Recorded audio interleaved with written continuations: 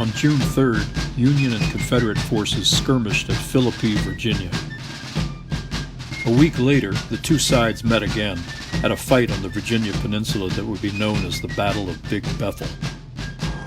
Benjamin Butler organizes a force of 4,400 men to march against the Confederate position here at Big Bethel. John Bankhead Magruder has 1,400 men, including the 1st North Carolina, commanded by Daniel Harvey Hill, the Virginia Battalion, and also the Richmond Howitzers.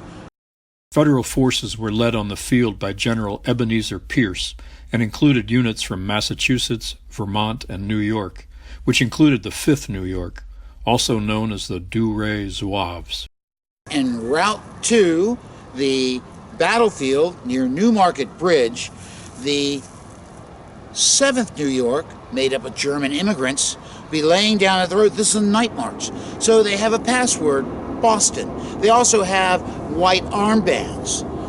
However, the 7th New York, where they see the approach of men on horses, they think they are the enemy, and so they will fire into them.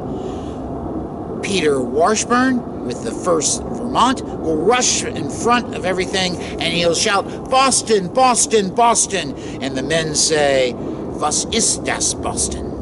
Well, this is the first friendly fire incident of the Civil War and results in the death of 3 men.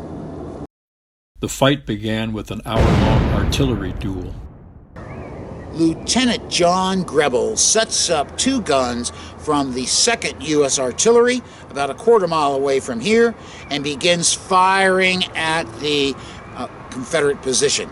Daniel Harvey Hill stands up on an earthwork, and he begins, as a cannon whizzes by, he dodges them this way and that way. He says, "Men, you hear them coming, you just dodge them." Then a shell passes real close to Hill, and he will wag his finger at the enemy, saying, "You dogs, you miss me." Union forces then launched a series of uncoordinated attacks. At one point, the 5th New York took a Confederate redoubt, but the New Yorkers were driven out by a Confederate counterattack. The Zouaves fall back from the 1-gun redoubt behind me, and they fall back. Some of the soldiers go into what is known as Mrs. Mitchell's house, and there they pose as sharpshooters. One of the sharpshooters just happens to be Lieutenant Judson Kilpatrick of the 5th New York. So basically Hill says we're gonna attack them, and he asks for volunteers. Among the volunteers was Henry Lawson Wyatt, a 19-year-old private with Company A of the 1st Regiment of North Carolina Volunteers. There will be a volley fired, and that volley, John Thorpe will recount that the men all fell forward as they're supposed to during a skirmish line, and however, Henry Lawson Wyatt falls backwards, a red spot in his forehead. He is mortally wounded, and he'll become the 1st Confederate infantryman to be killed during the Civil War. Wyatt would be one of some 130,000 Tar Heels who served in, and more than 31,000 who died during the Civil War. In 1912, he was memorialized with a statue that stood on the grounds of the North Carolina State Capitol in Raleigh until it was taken down in June 2020. At about 12:30 p.m. on June 10th, General Pierce ordered the Federals to retreat. They had suffered 76 casualties, with 18 men killed. The dead included Major Theodore Winthrop and Lieutenant John T. Grebel, the 1st regular Army officer killed during the war.